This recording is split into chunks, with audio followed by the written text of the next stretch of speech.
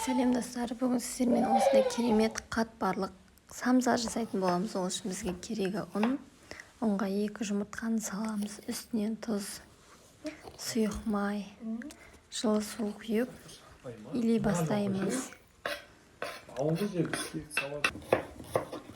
Қамырды жұмсақ қылып илеген дұрысырақ.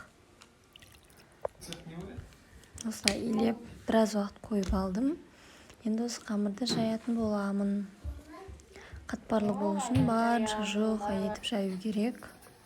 Мінекей мен осылай жайып алдым қамырымды.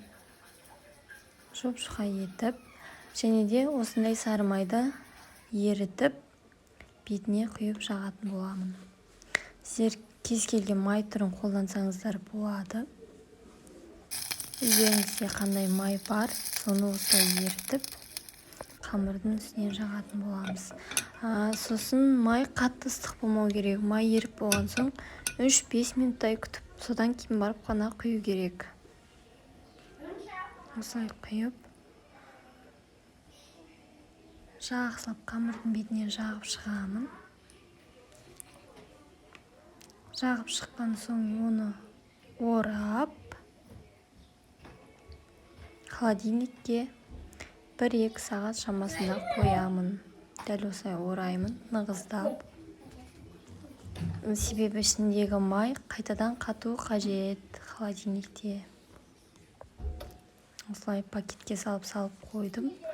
Ал мен оған дейін салмасын дайындайтын боламын. Пияз, картоп және кішкене сәбіз алып, сиыр етімен араластырып, бетіне тұз септім, қара бұрыш,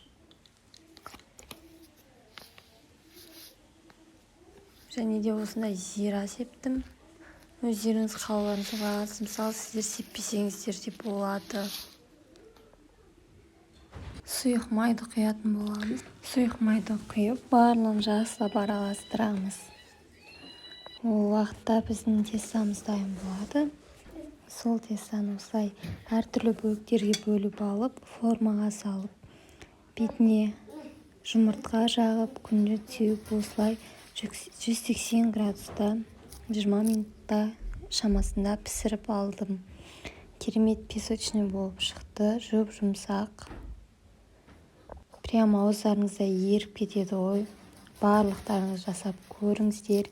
Егер менің рецепттерім ұнап жатса, каналыма жазылып, лайк басып, пікір қалдырып, мені қолдап кетіңіздер. Баршаңызға рахмет.